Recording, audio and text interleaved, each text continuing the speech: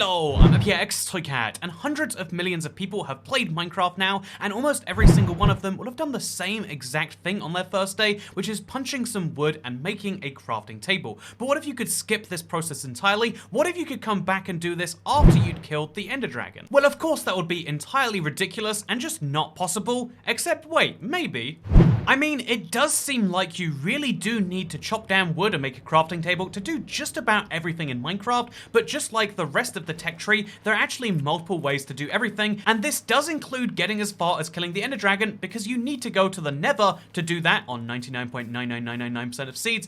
And obviously, you can't go to the Nether without crafting yourself a diamond pickaxe and then looking for obsidian, placing it in the Nether portal shape, and then lighting it on fire. Except actually, there are 3 ways you can do precisely that and go to the Nether without any crafting required whatsoever. One is to go to a blacksmith where you could maybe find the diamonds to mine that obsidian if you get quite lucky. And if you get really, really lucky, then what you might be able to find is a blacksmith chest which just straight up contains obsidian. This is about a 1.52% chance. It's pretty decent when you can find some, but today we didn't get enough. So the second way we can attempt to do this is to try and find a ruined portal. This one seems to have spawned in place of a tree, which is funny, but these can spawn not only with naturally generating obsidian in the shape of a portal, some are more generated, some are less generated, but also there are chests next to them which can have axes, and honestly none of this is valuable, but you might be able to find enough obsidian here or in here to facilitate it. But the third way that is always worth a try, a method that will require us to have a crafting table, I'll admit,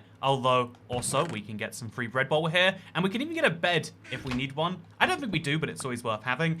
So yeah, the third method involves either killing an iron golem and crafting it together, or getting lucky enough to find a bucket in the wild. They do spawn naturally in mob spawner chests. You probably all know this by now, but the really easy way to kill an iron golem is just to make a hole in the ground, stand in the hole in the ground, and then kill the golem as he tries to get to you, but he can't, because he's just too thick to fit through here, which is sad for him, but happy for us, because guess what? No! Perfect timing. He'll actually drop 3 to 5 iron ingots, which is now enough for me to make a bucket with. Combine that with some flint you can find in a chest, and so crafting 3 of those iron ingots into a bucket, like we've just done, will allow you to make a nether portal, because lava plus water, fun fact, equals nether portal. And just like that, a nether portal made in a body of water. We had to get rid of a lot of dirt to make this work this way. There's a good reason you don't do it this way, but now we can go to the Nether either by lighting a tree on fire and then using the wood from that. That's what you'd usually do, but since today I'm trying to not use wood because we don't trust wood. Why has it got vines on it, but only sometimes? I'm just saying, wood's got a secret that it's hiding from all of us, and so instead we craft ourselves a flint and steel. It's very easy and allows us to go straight to the Nether. Where do we end up? I would like to find out. So yeah, this magic red portal has taken us near a nether fortress, which is wonderful. It's not actually where we want to go though, because defeating the Ender Dragon obviously doesn't just require going to the Nether, it requires getting 2 key resources while you're here, Ender Pearls, and also Blaze Powder. Blaze Powder can be found in one of these just easily, but we now need to get ourselves some Ender Pearls. But the best way to get Ender Pearls, fun fact, is to fight piglins to the death. I mean, you know, why would they add these pig-based mobs to the game if the intention wasn't to murder them in cold blood? I'm just saying. Yeah, we are going to be murdering a few piglins here. Not actually a very smart idea to do this, but we're doing it anyway. And then we're going to break down. The Nether is, by the way, great place to not have tools in. I'd love to have a diamond pickaxe right now. I do have 3 diamonds, but you can do this just fine with your fist. And although it will take a few seconds per block, you'll know the whole time that you didn't use wood like all those other, you know, weak human beings, and that you got access to these 6 pieces of obsidian. I just realized, by the way, that without a pickaxe of some form, we're not going to be able to break the gold that we need to trade with piglins. And so we have to go back to the overworld, kind of timidly. Oops. So the run's in jeopardy at this point, because to craft any form of pickaxe, you need sticks. How do you get sticks? Well, you craft wood into planks into sticks, and therefore, guess it's over for us. Except maybe there's another way to get sticks. You probably know if you use a stick farm that you can use bamboo for this. However, I haven't seen any bamboo recently, and so my idea is a little less commonly used. The second way is, of course, dead bushes, which are not just found in deserts and mesas, but are found right here in the taiga. And wow, what's that? A free stick? I just need 1 more of those, preferably before the mobs start spawning, and we can have ourselves the diamond pickaxe of our dreams without a single tree being harmed. Unless you argue a dead bush is kind of like a tiny tree, but it does say dead bush, not dead tree. And if we argue that all plant life is trees, then everything is constructed from wildlife in some form in Minecraft, and so really, you know, everything is trees, ourselves included, but we don't assume that. And so instead, let's chop down one more dead bush, if we can find one in time, that is. Aha! Second stick gathered, and now I just have to make it back to the Nether portal and where my crafting table that I did not craft myself came from. I was gonna have a really hard time later coming all the way back here just to craft a bow from some of the string we found in the stronghold, but good news, we don't have to. Bad news is I think the crafting, oh, it could have burnt away. I was worried this would have burnt, but good news, it's still here. And I've got myself a diamond pickaxe, also known as an iron sword. Oh, also known as a stone sword. Oh, yeah, we should go to the Nether where it's safe, shouldn't we? All of this traveling around the overworld does require some food. Fortunately, the lava bucket is happy to provide some for me. Anyway, back to the previous objective, which, as you'll know, was obviously to get both ender pearls and to get blaze rods. And so ender pearls, the best way to get it, as always, is just to go to one of these lovely piglin bastions and to maybe trade their own gold back to them. That sounds absurd, but as you might know if you've watched any speedruns in the Minecraft space, piglin bastions do contain a lot of gold blocks, and they just kind of sit there as a monument to the piglin's greatness, and they don't really tend to notice when you come in here, or apparently in this bastion's case, there just aren't any piglins to care that I'm stealing it. So that's fine, they spawn all over the Nether. So yeah, you take all of this lovely, lovely, lovely gold. Yeah, I'm just gonna keep on mining gold in hopes that I'll attract some piglin I can't see, and maybe that will result in good things. It's so weird to find a bastion that is there we go, that's a piglin. And so now we give him a ton of gold, try and get him inside the pit for this and not throwing it into the void. Oh wow, third trade, we got some ender pearls. 3 of them, we only need 1 more trade of these now. Which means I can honestly just sit here, staring at a piglin all day. It might be easier than the alternative, truthfully. Go in the hole, that's where the gold is. Okay, I'm just gonna nudge him in there. Do you think the piglin knows there's gold in the hole? Gold in the hole? Ah, he does, perfect. So yeah, 1 single piglin doing some trades for us will get us everything we want, which is just ender pearls at this point, honestly. And just in case any other piglins come past, I'm gonna put on my gold helmet so they think I'm one of them. Or they respect me for capitalism reasons, I don't understand. Also, while the piglin's trading away, we can grab ourselves a gold sword, or maybe not, and we can grab ourselves some arrows, and if we wanted one, a lodestone. I don't want one. But it's nice to know that it's here for me. Shall I wear the Soul Speed 2 boots, or the brand new Soul Speed 2 boots I just traded? It's hard to say which. But again, right now, is about grinding it out. There should be more piglins, but there's just none. But again, I can play this slow game, apparently. Aha! The trade has been made. I have 7 ender pearls, which is fortunately enough on this particular seed. You can just keep going till you get 12. You can see how this works, right? Every 8 seconds you get a trade. Every piglin increases the number of those trades. And if you break some gold blocks, they happen faster. Not that that makes any sense, but, you know, it's Minecraft. What are we going to say? And so now we can run over to the Nether fortress from earlier, should we remember where it is. Fortunately, I do. And let's try and do the other half of this, which is also made much easier by the very lovely looting 2 iron sword that we'll be temporarily equipping. Because now, as easy as this, I can get up to, instead of getting 0 to 1 blaze rods, I get 0 to 3, which is 3 times as many if you do the maths. Okay, let's go. Oh, actually, this is why you want fire resistance, I guess. But there you can see, just like that, 2 blaze rods. I only need 3, actually, so I almost got all of them in 1 hit right there. But let's kill some wither skeletons and avoid ghast deaths. All in one, I guess. You know, how does this always happen? Whenever you don't want a wither skeleton skull, you just get one. You will spend hours grinding for these and not get one, and then, oh, guess you don't want one. Have one now, I guess. Okay, now it's the real prize. It's the blazes I came here for. Oh! They came for me too, and it's over. It's over. I burned to death. I mean, I did run out of food anyway, so, you know, coming back to the overworld does kind of help me with that. In that now I don't need food for a few more minutes. Yeah, you know, that was a positive thing, really, if you think about it. Wow, what a lovely inconvenient collection of stuff that is lying on the ground. It's almost like it's all already mine. And we've got ourselves our 3rd blaze rod. I don't know how we managed to die during this mess, but you know what? You live and you... Even if you're playing as questionably as this right here, you can still just about make it. And Sadly, we're 1 obsidian short of being able to go back to the... Okay, you know what?